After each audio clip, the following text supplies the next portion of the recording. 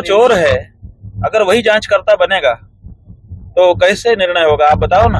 उत्तर प्रदेश की सरकार भी उसी के साथ कनेक्टेड है, संटिंग हुई है। डबल इंजन तो तभी हुआ ना जब संट हो जाए।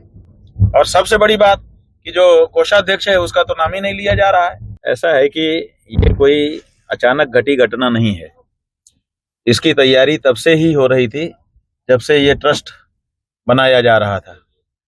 क्योंकि देखिए, अयोध्या में पहले से ही शंकराचार्यों का एक ट्रस्ट बना हुआ था जिसमें देश के मूर्धन्य धर्माचार्य विद्यमान थे, और वो लोग कह रहे थे कि हम मंदिर बनाते भी हैं और चलाते भी हैं, और हजारों मंदिर हमने बनाए हैं, चलाए हैं, हमें सब अनुभव है, हमारे पास पैसे की भी समस्या नहीं है, हम बनाएंगे।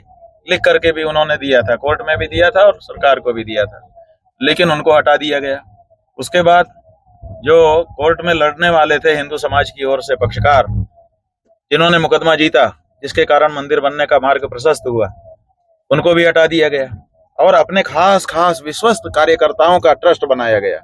तो ये खास लोगों को जब सेट किया जाता है किसी जगह पे, तो मानी हुई बात है कि इसका मतलब है कि जो इनको सबको अपने गोटी सेट कर रहा है वो कुछ ऐसा करना चाहता है जिसकी भनक किसी को ना लगे और काम होता जाए। तो इसका मतलब है कि पहले से ही ये योजना थी कि वहां पे अपने को अपना वातावरण करना है और फिर जो हम चाहें वो होना है। तो उसी अनुसार हो रहा है। जिस काम के लिए उनको बैठाया गया होगा वो काम करेंगे। कोई भी जो विश्वस्त व्यक्ति है जिसके लिए बैठाया जाएगा वो काम करेगा। इसमें बताया जा रहा है एसआईटी की जांच चल रही है और ये सब लीपापोती है, इसका कोई मतलब नहीं है।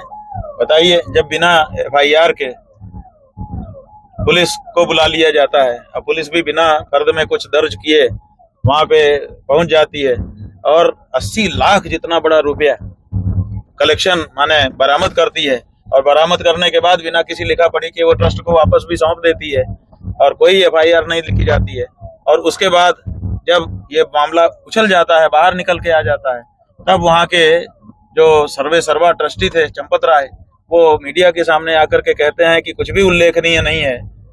तो इस सब का क्या मतलब है?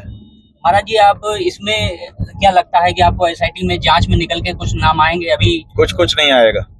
वो अगर किसी को चाहते होंगे या इतना बड़ा हल्ला मच गया है, एक दो को बलि दे करके सबको बचा लो, उसके लिए अगर कुछ करें तो बात अलग है, अन्यथा कोई उसका तात्पर्य। राम मंदिर निर्माण के समय जो चोर है अगर वही जांचकर्ता बनेगा तो कैसे निर्णय होगा, आप बताओ ना।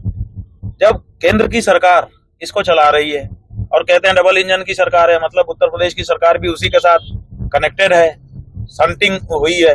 डबल इंजन तो तभी हुआ ना जब संट हो जाए।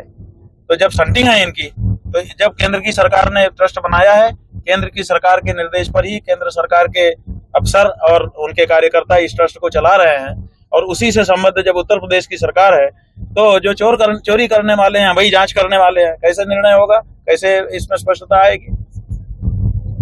संभव ही नहीं है। और सबसे बड़ी बात कि जो कोषाध्यक्ष है उसका तो नाम ही नहीं लिया जा रहा है, जबकि कोष के मामले में अगर कुछ गड़बड़ी होती है तो सबसे पहले कोषाध्यक्ष को पकड़ा जाना चाहिए, लेकिन कोषाध्यक्ष का नाम भी नहीं ले रहे हैं कोई।